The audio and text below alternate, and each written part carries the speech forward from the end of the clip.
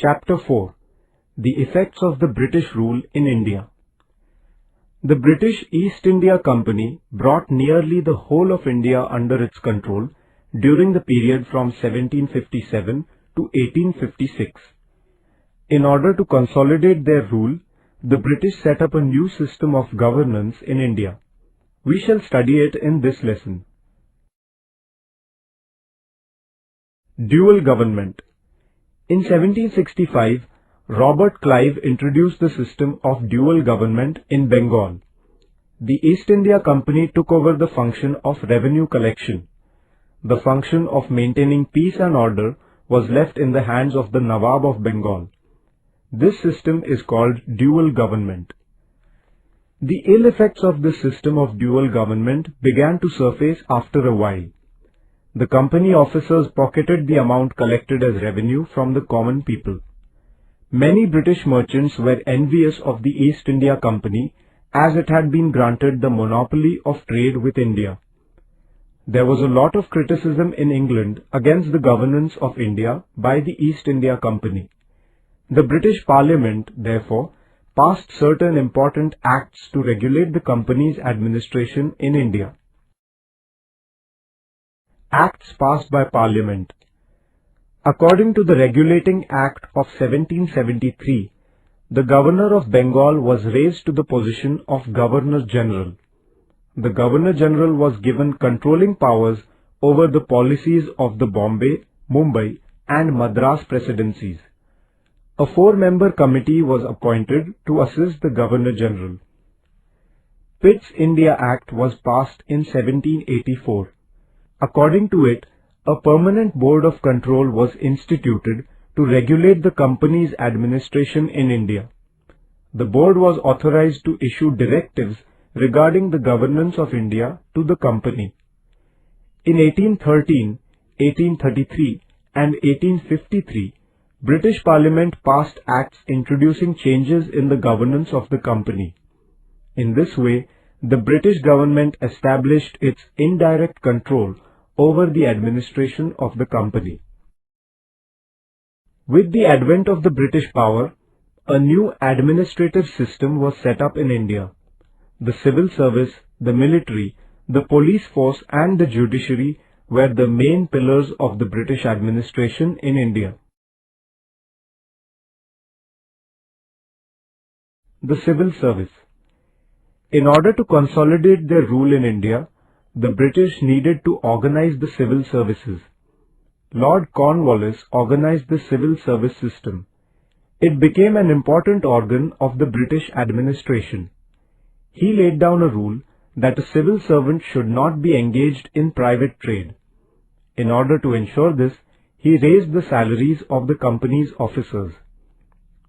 For the convenience of administration, the territory under the control of the British was divided into districts. The collector was the head of the district administration. Revenue collection, administration of justice, and the maintenance of peace and order were his responsibilities. Officers were recruited to the Indian civil services through a competitive examination.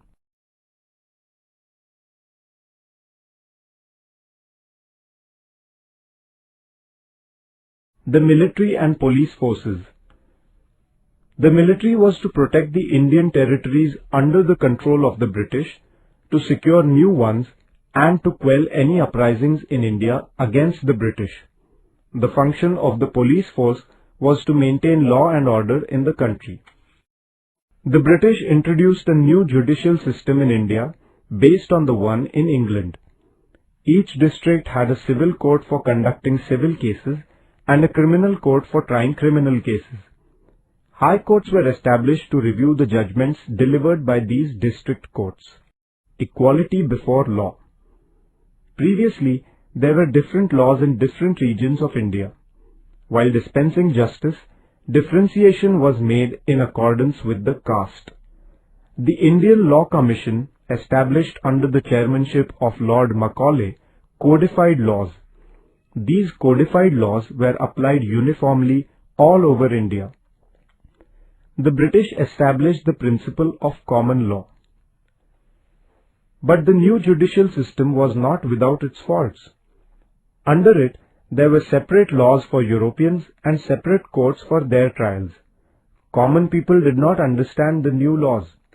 For them, justice was very expensive. The trials continued for years together. Economic policies of the British.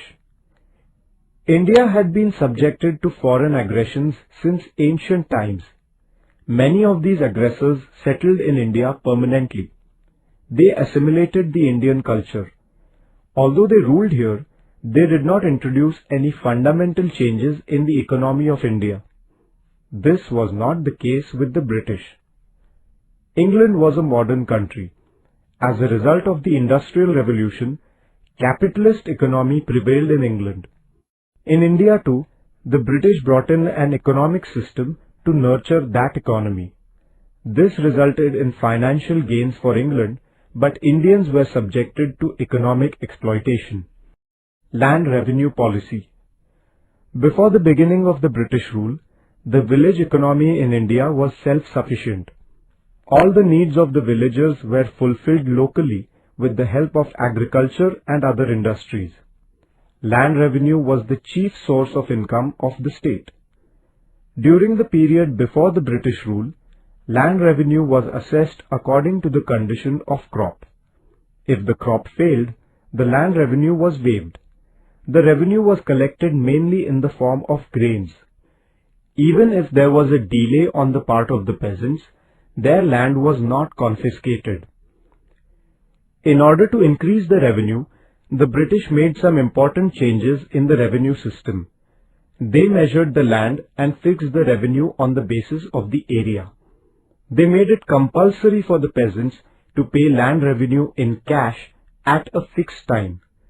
They made a rule that failure to pay land revenue in time would result in the land being confiscated. The system that the British used to collect land revenue differed from region to region in India. Peasants were exploited everywhere in India. Effects of the new land revenue system. The new land revenue system adversely affected the rural life in India. In order to pay the land revenue, peasants began to sell their farm produce at whatever price they could get. Traders and the middlemen began to buy agricultural produce at an unreasonably low price. At times, the peasants were forced to mortgage their lands with the village money lenders in order to pay the land revenue. Thus, peasants became debtors. If they failed to pay their debts, they had to sell their lands. The government, the landlords, the money lenders, the merchants, all of them exploited the peasants. Commercialization of agriculture. Previously, peasants mainly produced grains. The grain was used either for their own household consumption or for meeting the needs of the village. The British began to encourage the production of cash crops such as cotton, indigo, tobacco, tea, etc. This shift of emphasis towards the production of profit-yielding cash crops rather than food grains is known as the commercialization of agriculture. Reforms in transport and communication. The British provided modern facilities of transport and communication for the purposes of administrative convenience and growth of trade. A highway connecting Calcutta, Kolkata, with Delhi was built. In 1853, a train began to ply between Mumbai and Thane. In the same year, the British started a telegraph system in India. This facilitated the communication between the major cities and military centers in India. The British also introduced the postal service. All these reforms had far-reaching effects on the social life in India. Communication between people belonging to different regions in the country improved greatly. This helped in strengthening a sense of unity among them. Decline of traditional industries. The British government used to levy heavy duties on goods exported from India to England. On the other hand, the duty on goods imported into India from England was far too less. The goods coming from England were factory-made and therefore They could be produced there on a large scale and at a low price.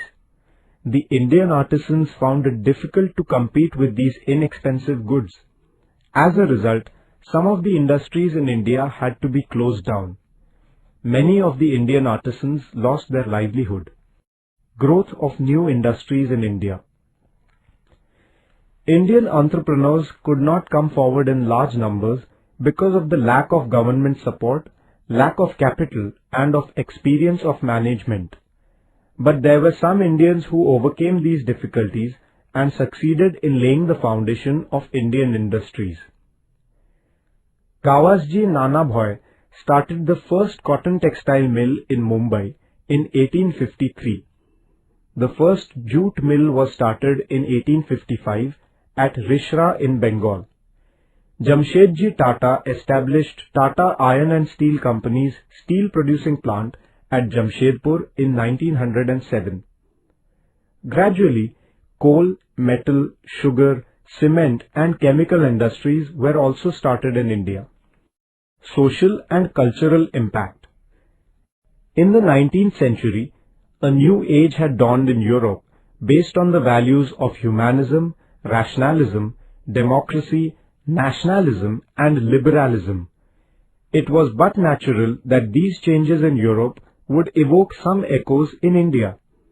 In order to run the administration, the British wanted to get acquainted with the Indian society. For this purpose, they started studying the Indian traditions, history, literature, arts, music and even the local flora and fauna. Sir William Jones, a British officer, founded the Asiatic Society of Bengal in Kolkata in 1784. Max Muller, a profound German thinker, was a great scholar of the religions, languages and history of India. The examples set by these people made the newly educated Indians aware that they, too, should study their own religion, history and tradition. The English enacted many laws in India. Lord Bentinck passed an act in 1829 prohibiting the practice of sati. In 1856, Lord Dalhousie passed an act allowing widow remarriage. These acts were complementary to social reforms. In order to run the administration, the British were in need of Indians who had received British education. In 1835, on the recommendations of Lord Macaulay, Western education was introduced in India. Through the new system of education, Indians were introduced to new Western ideas, modern reforms, science and technology. Universities were established at Mumbai, Madras, Chennai and Kolkata in 1857. The middle class which received Western education led the social renaissance movement in India.